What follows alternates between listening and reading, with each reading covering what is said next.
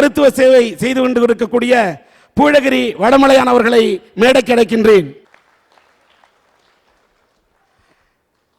மதுரை வடமலையான் மருத்துவமனையின் இயக்குனர் இந்த மருத்துவர் மருத்துவ சேவை புரிந்து வருகிறார். இந்த புகழகிரி வடமலையான் அவர்கள் இன்றைக்கு மீனாட்சி அம்மன் கோயிலுடைய அறங்காவல் குழுவின் உறுப்பினராக இருக்கின்றார். அந்த உறுப்பினராக இருக்கின்ற காரணத்தால் தான் அந்த அறப்பணியை மேற்கொள்ள வேண்டும் என்ற அடிப்படையிலே நமது அரட்டையரங்கம் மூலமாக தேர்வு செய்யப்படக்கூடிய நோயாளிகளுக்கான இலவச சிகிச்சையை 2 நோயாளிகளை தேர்ந்தெடுத்தால் கூட அந்த நோயாளிகளுக்கான அந்த மருத்துவ சிகிச்சைக்கான செலவை தாம் ஏற்றுக்கொள்வதாக இந்த மேடையிலே அறிவித்திருக்கின்றார். எங்களுடைய மனமார்ந்த வாழ்த்துதலை தெரிவித்து இந்த பொன்னாடையை போர்த்துகின்றேன்.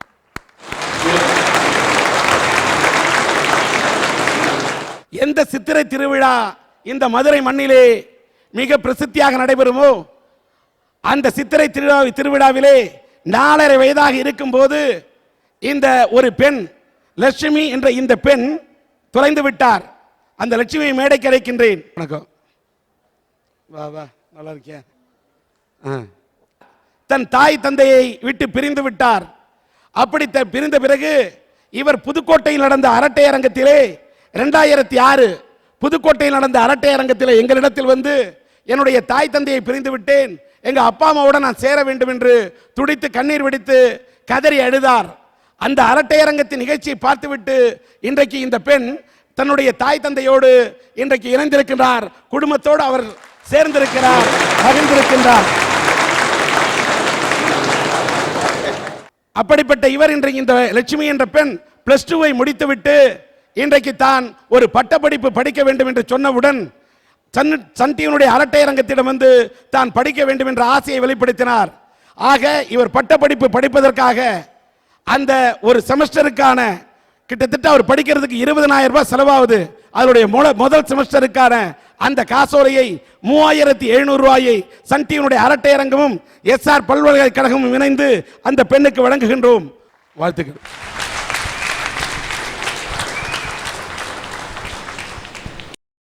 லியோ டால்ஸ்டாய்னு பெரிய எழுத்தாளர். அவரோட ஒரு புத்தகத்தை படிச்ச காந்தியடிகள் ரொம்ப பிடிச்சு போய் டால்ஸ்டாய்க்கு கடிதம் எழுதுறாராம். டால்ஸ்டாய் அவர்களே, உங்களுடைய புத்தகம் மிகவும் அற்புதமா இருந்துச்சு. அதில் துன்பம் செய்தவர்களுக்கும் இன்பத்தை செய்யும் சொல்ற வரிகள் எனக்கு ரொம்ப பிடிச்சு போச்சுன்னு சொல்லி கடிதம் எழுதியிருக்காராம். அதுக்கு டால்ஸ்டாய் மறு கடிதம் எழுதுறாரு. காந்திஜி அவர்களே, உங்களுக்கு பிடித்த இந்த வரிகளை இந்தியாவில் உலக பொதுமுறையில இன்னார் செய்தாரே ஒருத்தல் அவர் நான் நன்னயம் செய்து விடல் உலக பொதுமுறையில தான் இருந்து எடுத்தேன்னு சொல்லும் போது காந்தியடிகள் சொன்னாராம், எனக்கு அடுத்த பிறவின்னு ஒன்று இருந்துச்சு தான், அதை தமிழ்நாட்டில் தான் பிறக்கணும், ஏனெனில் அப்போதுதான் திருக்குறளை முழுசா படிக்கணும்னு சொன்ன அந்த நாட்டில் பிறந்துட்டா சாபம் சொல்ல முடியும். டால்ஸ்டாய் பத்தி சொன்னான் அந்த பையன். டால்ஸ்டாய் ரஷ்ய விஞ்ஞானி. எங்க செத்து கிடந்தான் தெரியுமா? ரயில் அடியில் செத்து கிடந்தான். செத்து கிடந்த உடனே அவனுடைய பாக்கெட்டை போய் சோதிக்கும் போது பாக்கெட்டில் ஒரு கடிதம் வச்சுருந்தான். அதை படித்து பார்க்கும்போது என்ன எழுதியிருக்கான் தெரியுமா? தயவு செய்து என் பிணத்தை என் மனைவியிடம் ஒப்படைத்து விடாதீர்கள். டால்ஸ்டாய் யாரு? காந்தியினுடைய குருநாதர். அதனால் இந்த நாட்டில் திருமணங்கிறது ஒரு சாபம். ஐயா, எனக்கு தெரிஞ்ச ஒரு அக்கா சொல்றாங்க, இந்திய வம்சாவளியான அமெரிக்க குடிமகனை கட்டிக்கிட்டு அந்த அமெரிக்கால குடியுரிமை வாங்குற இடத்துல அந்த எம்பசில இன்று முதல் நான் அமெரிக்க பிரஜை என்று உறுதி அளிக்கிறேன் சொல்லும் போது அந்த அக்கா அழுதாங்களாம். ஏன் கேட்டதுக்கு சொன்னாங்களாம், அவங்க என் தாயை விட்டு வரும் பொழுது கூட எனக்கு அந்த ஏக்கம் இல்லை, என் தாய் நாட்டின் வளமைக்கும் செழுமைக்கும் பெருமைக்கும் உரிய ஒரு குடிமகனா நான் இல்லைன்னு நினைக்கும் போது அப்பதான் நான் இந்திய நாட்டின் வரத்தை நினைச்சு சாபமா நினைக்கிறேன்னு சொன்னேன். அந்த நாட்டில் பிறந்துட்டா சாபம்னு சொல்றீங்க? முதுமை சாபம்யா. மூத்தோர் சொல்லும் முதுநெல்லுக்கனியும் முன்னர் இணைக்கும் பின்னர் கசக்கும்னு சும்மாவா சொன்னாங்க? ஐயா, ஒரு வீட்டில் தாத்தாவும் பாட்டி இருந்துட்டா 10 லட்சம் புத்தகத்துக்கு சமம். அதாவது நடமாடக்கூடிய பல்கலைக்கழகத்தை நீங்கள் பார்த்துருப்பீங்க. அந்த தாத்தாவும் பாட்டியும் நடமாட முடியாத பல்கலைக்கழகம். இன்னைக்கு அந்த நூல்களையில நம்ம நூலகங்கிற வீட்டில் வச்சுக்காம இடக்கடங்கிற முதியோர் இல்லத்தில் போகிறோமே, அந்த முதுமையை தானே நான் சாபம்னு சொல்லிக்கிட்டு இருக்கேன். ஐயா, ஒரு ட்ரெயினில் 3 நாட்டுக்காரனும் போனானா. அப்போ ஒரு நாட்டுக்காரன் என்ன பண்ணானா, இவங்க 2 நாட்டை கூட நம்ம தாண்டா சிறந்ததுன்னு காட்டணும்னு முடிவு பண்ணிவிட்டு அவன் நாட்டிலேயே விலை உயர்ந்த ஒன்றை தூக்கி வெளியில் போட்டானா. கேட்டானா, இவன் எதுக்கடா அந்த மாதிரி பண்ணுன அப்படின்னானா. உடனே அவன் சொன்னானா, ஐ டோன்ட் கேர், இது எங்கள் நாட்டில் நிறையா இருக்குது அப்படின்னானா. உடனே இதை பார்த்த இன்னொருத்த என்ன பண்ணானா, இவன் நாட்டை உயர்த்தி காட்டிட்டான், நம்ம சும்மா இருக்கக்கூடாதுறான்ட்டு இவன் நாட்டிலே உயர்ந்த உன்னை தூக்கி ஜன்னல் வழியாக வெளியே போட்டானான். உடனே இந்தியாக்காரன் உட்காந்துருந்தானா, அவன் கேட்டானா, ஏண்டா அவன் பண்ண முட்டாத்தனத்தையே நீயும் பண்ணுன அப்படின்னானா. அதுக்கு அந்த நாட்டுக்காரன் சொன்னானா, ஐ டோன்ட் கேர், இது எங்கள் நாட்டில் நிறையா இருக்குன்னானா. பார்த்தான் இந்தியாக்காரன், ஒன்றும் பண்ண முடியல, இவங்க 2 நாட்டை விட நம்ம நாட்டை தாண்டா பெருசாக காட்டணும் முடிவுன்னுட்டு பக்கத்தில் இந்த கிளவையை பிடிச்சி கிளவி விட்டான். அவங்க கேட்டான், எதுக்குடா அந்த கிளவையை தள்ளி விட்டு, ஐ டோன்ட் கேர், இது எங்கள் நாட்டில் நிறையா இருக்குன்னானா. ஐயா, இப்படி ஒரு முதுமையை புரிஞ்சு கொள்ள முடியாத இளைஞர்கள் இருக்கையில் இந்த இந்திய மண்ணில் அந்த முதுமை சாபம் தானங்க ஐயா. ஐயா, மகாபாரதத்தில் கர்ணனும் அர்ஜுனனும் எதிராக நிற்கிறாங்க. அப்போ அர்ஜுனன் வில்ல ஏவுறான் கர்ணனை கொல்றதுக்காக. முகத்தை பார்க்குறான் தர்மம் மாதிரி தெரியுது, மார்பை பார்க்குறான் பீமனுடைய மார்பு மாதிரி தெரியுது, காலை பார்க்குறான் குந்தி தேவியினுடைய கால் மாதிரி தெரியுது. என்ன பண்ணுறதுனே அவனுக்கு தெரியல. உடனே ஒரு முடிவு எடுத்துட்டு அப்படியே நின்றான். உடனே தர்மம் சொன்னான், ஏண்டா ஒரு கர்ணனை கூட உன்னால் கொல்ல முடியல, நீ வில்லுக்கு பேர் போனவனை எதுக்குடா சொன்ன அப்படின்னு நான் தர்மன். ஆனால் அர்ஜுனனுடைய சபதப்படி என்னன்னா, தன்னுடைய வில்லை எவன் பழிக்கிறானோ அவனை கொல்லணும். இப்போ என்ன பண்ணணும், தர்மனை இவன் கொல்லணும். ஆனால் தர்மன் அண்ணன் ஆயிட்டான். உடனே கண்ணங்கிட்ட கேட்டான், கண்ணா இவன் என் அண்ணன், நான் கொல்லணும், ஆனால் அவன் சாகக்கூடாது, ஒரு வழி சொல்லு அப்படின்னா.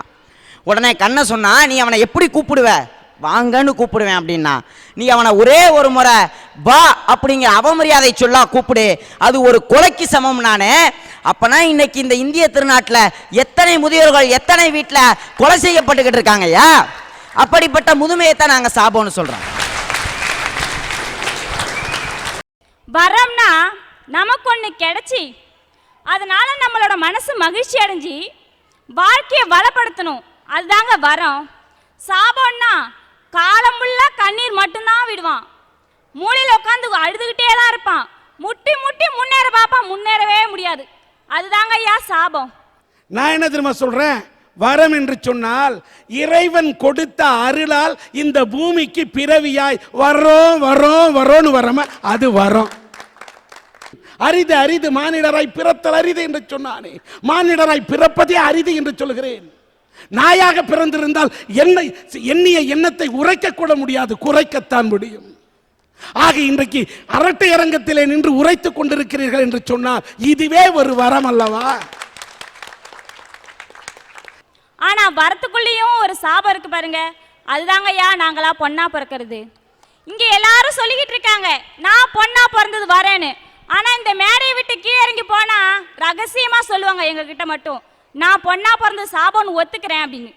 நாங்களும் நினைச்சுக்கிறோங்க ஐயா, நான் அன்பான அன்னை தெரசா மாதிரி இருக்கணும், வீரத்தால ஜான்சி ராணி மாதிரி இருக்கணும், இல்லைன்னா லேட்டஸ்டா அருந்ததி மாதிரி இருக்கணும் அப்படின்னு. அருந்ததி மாதிரி இருக்கணும் நான் நினைச்சுன்னு வச்சுக்கோங்களேன், ரோட்ல போகும்போது எந்த தீயை வச்சு என் மூஞ்ச பொசுக்குவானே தெரியாது. அப்படியாப்பட்ட பொண்ணா பிறந்ததான் என் சாபம்னு சொல்றேன். ஒரு பொண்ணு பிறந்தா தகப்ப என்ன சொல்லுவான் தெரியுமா, பையன் பிறந்தானா இவன் என்னை வாழ்க்கையில சத்தியமா இவன் கவனிக்கவே மாட்டான், ஆனா ஒரு பொண்ணு பிறந்தானா என்னோட கடைசி வாழ்நாள் வரைக்கும் வச்சு காப்பாத்துவான்னு சொல்லி பாத்தியா, அப்படியாப்பட்ட பொண்ணை போய் வரோன்னு சொல்லி சொல்ற விட்டு போட்டு சாபம்னு எப்படிமா நீ சொல்ற? திருமணங்கிறது ஒரு சாபம். ஏன்னா திருமணங்கிறது அலிபாபாவும் 40 திருடர்களும் வாழ்கிற ஒரு குகை மாதிரி. உள்ளே போனவன் வெளியில் வர்றதுக்கு தவிக்கிறான், வெளியில் இருக்கிறவன் உள்ளே போகிறதுக்கு தவிக்கிறான், துடிக்கிறான். இந்த பையன் அருமையாக சொன்னிச்சு. இந்த பையன் மாதிரி உள்ள பையன் நேற்று என்கிட்ட ஒரு கேள்வி கேட்குறான், சார் ஒரு சந்தேகம் சார்னா என்னன்னு, நாய் ஏன் நாக்கை தொங்க போட்டுக்கிட்டே போகுதுன்னா, அதை ஏன்டா என்கிட்ட கேட்குற நாய்கிட்ட போய் கேள்றான்னு. அவன் சொன்னான் அதனால தான் சார் உங்ககிட்ட கேட்டான்னா. எவ்வளவு விவரமா இருக்கா. இப்போ குடும்பம் எப்படி இருக்குது, சில குடும்பம் நல்ல குடும்பங்கள் இருக்குது, நான் வரவேற்கிறேன். பொழுது போனால் 6 மணிக்கு மேலே 11 மணி வரைக்கும் தொலைக்காட்சி முன்னால் உட்காந்துக்கிட்டு அப்படியே உத்து பார்த்துக்கிட்டு இருக்கீங்களே ஒழிய கணவன் வந்தால் யாராவது கவனிக்கிறாங்களா? பசியோடு 8-9 மணிக்கு வீட்டுக்குள்ளே நுழைஞ்சாலே என் வீட்டில் டிவி பார்க்குற ஒரு கிழவி என் வீட்டுக்கார்கிட்ட சொல்கிறா, உன் வீட்டில் கண்ட கண்ட நாயெல்லாம் நுழையுதுங்கிறான். அதுக்கு என் வீட்டில் சொல்கிறா, இல்லை எங்கள் வீட்டு நாய் தான், நீங்கள் பாட்டுக்கு பாருங்கள். என்னடா பண்ணுறது, பசிக்குது, சாப்பிடணும், வீட்டுக்காரியை கூப்பிட முடியாது. சத்தம் போட்டு கூப்பிட்டாலும் அங்கே உள்ள ஒரு அம்மா சொல்லும், சத்தம் போட்டு பேசுகிறான் பார், டிவி பார்த்துக்கிட்டு இருக்கோம்பா. அதனால சமயக்கட்டில் நின்று கட்டின பொண்டாட்டியை, சொந்த பொண்டாட்டியை கூப்பிட்றேன் பாருங்க. அதுக்கு ரிப்ளை கொடுக்குறான் என் வீட்டுக்காரி. என்ன புண்ணாக்கு பயிலன்னு மாதிரி கேட்குறான். நான் வெக்கத்தை விட்டுட்டு பசிக்குது வா சாப்பாடு போடுனேன். என் வீட்டுக்காரி ஒரு ரிப்ளை கொடுத்தா பாருங்க, போட்டு தின்னுங்கிறான். லைட்டையும் போடக்கூடாது, நான் சாப்பிடணும். உள்ளே போய் பார்த்தா ஏதோ பழைய சோறு மாதிரி கடந்து எடுத்து அடிச்சுட்டு வாசலில் வந்து உட்காந்துட்டேன். கொஞ்ச நேரத்துக்குள்ளே மாடு பால் கறக்கிற பையன் அம்மான்னு சத்தம் போட போனான். போடாதரா, நான் சத்தம் போடாமல் போய் தான் சாப்பிட்டு உட்காந்துருக்கேன், என்ன வேணுண்ணே. உள்ளே பருத்தி கொட்டை ஊற போட்டிருக்கு, அதை கொஞ்சம் எடுத்துகிட்டு வந்தால் தேவையில்லைன்னா. நான் உள்ளே போய் பார்க்குறேன், பருத்தி கொட்டையை காணோம், பழைய சோறு தான் இருக்குது. இருட்டில் நான் என்ன பண்ணியிருக்கேன், பருத்தி கொட்டையை தின்னுவிட்டேன். இன்னும் புண்ணாக்கு தின்ன ஆள்லாம் நிறையா இருக்குது. இது குடும்பமா? கணவனை வேண்டாம். பருத்தி கொட்டைக்கும் பழைய சோறுக்கும் இருட்டில் தெரியாம இருக்கலாம், கண்ணுக்கு வேணா தெரியாம இருக்கலாம், வாயில அள்ளி வச்சப்ப நாக்குக்கு தெரியணும்ல, அதுவே தெரியாத நீங்கள்லாம். அதாவது வேதனையில் சாப்பிடும் போது நாம் எது சாப்பிட்றோம்னு நமக்கே தெரியாது. இருந்தாலும் பருத்தி கொட்டை தின்னது ஒரு வகையில் நல்லதாக தான் போச்சு. எதை கேட்டாலும் என் வீட்டுக்கார் எதை சொன்னாலும் தலையை ஆட்டுறேன். ஏன்னா அந்த பருத்தி கொட்டை தின்னதுனால். ஒரு குடும்பம் நல்லா இருக்கணும், திருமணம் சாபம் இல்லாமல் வரமாக இருக்கணும்னா கணவனும் மனைவியும் ஒருத்தருக்கு ஒருத்தர் விட்டு கொடுத்து வாழணும். கணவனை மனைவியும் மனைவியை கணவனும் புரிஞ்சுக்கிட்டு வாழணும். திருவாரூரில் பிறந்த ஒரு பெரியவர் யாருன்னு உங்களுக்கு தெரியும், திருவிக்கா, தமிழ் தென்றல் திருவிக்கா. அவர் மனைவியோட வாழ்ந்த வாழ்க்கை, அவர் கடைசியாக எழுதின முதுமையின் உளறல்ன்ற புத்தகத்தை யார் படித்தாலும் அந்த குடும்பத்தை நல்லா நடத்தலாம். என்ன நடந்தது தெரியுங்களா? ஒரு சம்பவம். சுதேசமித்திரம் பேப்பர் பார்த்துக்கிட்டு இருக்கார், தேசபக்தி கட்டுரையை படிச்சுக்கிட்டு இருக்கார். அவங்க வீட்டுக்காரமா ஒரு கண்ணாடி டம்ளரை கொண்டாந்து ஓரத்தில் வச்சுட்டு பால் வச்சுட்டு கிளம்பிடுறாங்க. இவர் தேசபக்தி கட்டுரை இந்த பக்கம் இருந்ததை பரட்டி பார்க்கும்போது அப்படி கைப்பட்டு அந்த கண்ணாடி டம்ளர் கீழே ஒடிஞ்சு உடஞ்சிருது.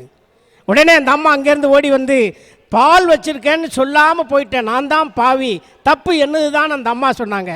இவர் சொன்னார், அன்பாக கொண்டாந்து மனைவி பால் வைக்கும்போது அதை சாப்பிடாம தேசபக்தி கட்டுரை படிச்சுக்கிட்டு இருந்தேனே, நான் தான் பாவி அப்படின்னாரு. அந்த அம்மா நான் தான் பாவின்னுச்சு, இவர் நான் தான் பாவினார். இதே சம்பவம் எங்கள் வீட்டில் நடந்தது. தினகரன் பத்திரிக்கையை படிச்சுக்கிட்டு இருக்கேன், ஸ்ரேயா படம் போட்டிருக்கான். என்னால் கண்ணை அங்கே இங்கேயும் பார்க்க முடியல, அப்படி பார்த்துக்கிட்டு இருக்கேன். என் வீட்டுக்காரியும் ஒரு கண்ணாடி டம்ளரில் பாலை கொண்டாந்து ஓரமாக வச்சுட்டு சத்தம் போடாமல் போயிட்டான். இப்படி பெரட்டி பார்க்குறேன், அந்தாண்ட மாளவிகா படம் போட்டிருக்கான்.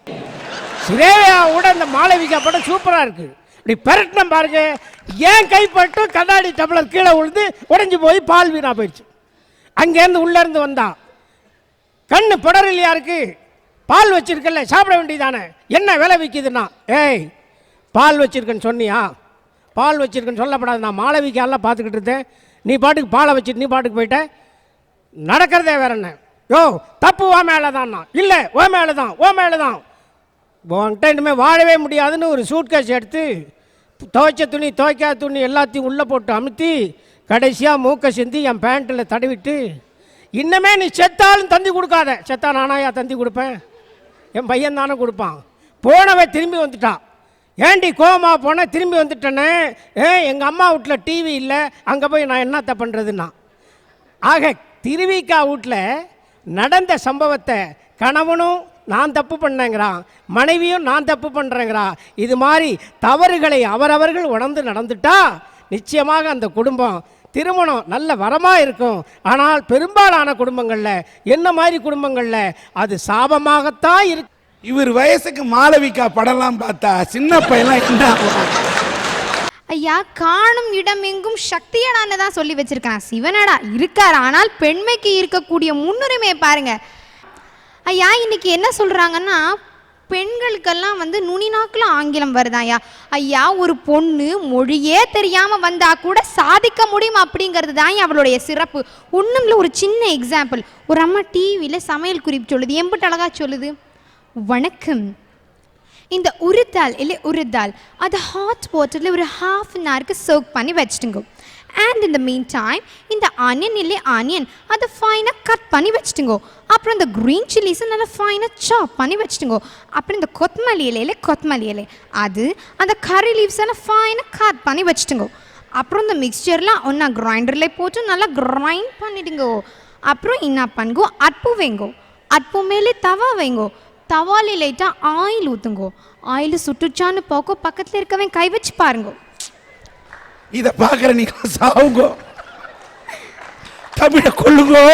அதை பார்க்குற நீங்களா சாவுங்கோ. ஆயில் சுட்டது மேலே அந்த மிக்சரில் 2 चमचा எடுத்து கையில் போடுங்கோ. அதில் ஒரு ஹோல் போடுங்கோ. அந்த ஆயில் சுட்டது மேலே இந்த மிக்சரை அதிலே போடுங்கோ. Now it should come golden brown colour. ஒரு பிளேட் வைங்கோ. அதில் அந்த டிஷ்ஷை சர்வ் பண்ணி if you want you can add coconut chutney or sauce with it. எவ்வளவு அருமையாக சொல்கிறாயா, இதையே அலங்கோலப்படுத்துறீங்க ஐயா. மொழி தெரியாமல் இருக்கிற யாராவது ஒரு ஆம்பளை இவ்வளவு தூரத்துக்கு சாதிச்சு காட்ட முடியும்னா தயவு செஞ்சு அவர் இங்கே கொண்டாந்து நிப்பாட்டுங்க. மொழியே தெரியாவிட்டாலும் சாதித்து காட்டுபவருக்கு ஒரே எடுத்துக்காட்டு யாருன்னா எங்கள் பொம்பளைங்க. அதுதான் வரும். இப்படி வந்தா கூட பரவாயில்லைங்க. ஆனா இன்னைக்கு எப்படி தெரியுமா வர்றாங்க, ஆண்களோட ஷேவிங் கிரீம்கள் விளம்பரத்துக்கும் வாகனம் ஓட்டுறதுக்கும் உள்ளாடை விளம்பரத்துக்கும் கூட பெண்கள் ஒரு கேலி சித்திரமா பயன்படுத்தப்படுறாங்க இல்லையா? இந்த இடத்துலதான் நாங்க பெண்ணாய் பிறந்தத சாபம்னு சொல்லிக்கிட்டு. ஐயா, மங்கையராய் பிறப்பதற்கே தவம் செய்திட வேண்டும்னு சொன்னாரா? ஐயா, தவம் செய்யறது எவ்வளவு பெரிய விஷயம். அதுலயும் தவம் செஞ்சிட வேண்டும்னு சொன்னான்னா அது வரந்தானுங்களே.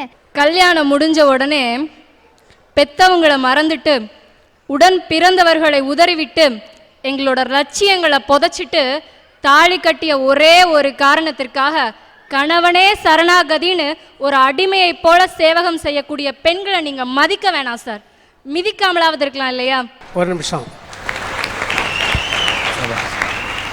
சார். ஆந்த்ராக்ஸை விட கொடியது சார், அணுகுண்டை விட ஆபத்தானது சார் இந்த வம்புக்காரனோட வாய். ஏன் நான் அரட்டை அரங்கத்தில் அதிகமாக பேசுகிறேன்னா வீட்டில் என்ன பேச விடுறதில்ல.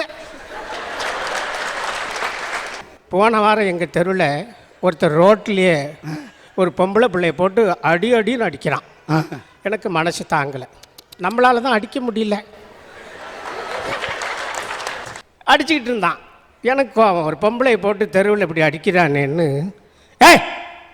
ஏன்டா அப்போ பொண்டாட்டி போட்டு அடிக்கிற போடா இல்லை அப்படின்னால அவனுக்கு வந்தது பாருங்க கோவம். பஞ்சாயத்துக்கு வந்துடுவீங்க. பஞ்சாயத்துக்கு ஒரு பொம்பளை அடித்த உடனே எல்லாரும் வந்துடுவீங்க. 10 நாளாக வீட்டில் குத்துன்னு குத்துறாள். எந்த பையன் வந்தீங்க? நான் குத்துடான்னு நான் உள்ளே போயிட்டேன். 36 வருஷம் ஆகுது என் வீட்டுக்காரி இது வரைக்கும் நான் கை நீட்டி அடித்ததில்லை. என்ன காரணம் தெரியுங்களா? பயம் இல்லை. என் வீட்டுக்காரி கராத்தே பிளாக் பெல்ட்டு. கையை ஓங்கினேன்னு வச்சுங்க, பக்கத்து வீட்டுக்காரரு லீவ் போட்டு எட்டி பார்ப்பார், இந்த வீட்டில் என்னமோ நடக்க போகுதுறான். ஒரு பெண் சிலையாக இருந்தால் ரசிப்பார்கள், கதையாக இருந்தால் படிப்பார்கள், காவியமாக இருந்தால் சிந்திப்பார்கள், தெய்வமாக இருந்தால் பூஜிப்பார்கள். ஆனால் மானிட பெண்ணாக இருந்தால் மட்டும்தான் வதைப்பார்கள். நடவடிக்கை இல்லாத கணவர் அவர்கிட்ட இருந்து விவாகரத்து வாங்குறதுக்காக போராடின பெண்மணி விவாகரத்து வாங்கியாச்சு. ஆனால் அதற்கு அவருடைய கணவர் கொடுத்த தண்டனை என்ன தெரியுமா? அவங்களுடைய 2 கைகளையும் வெட்டி எடுத்துட்டாருங்க. இன்னைக்கு அந்த நிகழ்ச்சியை பார்த்த இடத்துல அந்த பெண்ணுடைய மகன் 9 வயது சிறுவன் காணாமல் போயிட்டாங்க. இன்னைக்கும் அந்த பெண்ணுக்கு தெரில தன்னுடைய மகன் எங்கே இருக்கிறான்னு. இந்த மாதிரி சூழ்நிலைகள் நிறைந்திருக்கக்கூடிய இந்த சமுதாயத்தில் தான் நாங்கள் பெண்ணா பிறந்தது சாபம்னு சொல்லிக்கிட்டு இருக்கிறோம். இந்த அம்மா சொன்னாங்களே உண்மை. நம்ம பெண்ணா பிறந்தது வரம் என்று சொல்லுகிறோம். இவர் சொல்வதை போல 2 கையையும் ஒரு பெண் இழந்து விட்டார் என்று சொன்னாரே, இது கதை அல்ல, நிஜம். அவர் மேடைக்கு அழைக்கின்றேன். கட்டிய கணவனிடமிருந்து விவாகரத்து பெறுவதற்கு அவ்வளவு பாடுபட்டு இருக்கிறார்.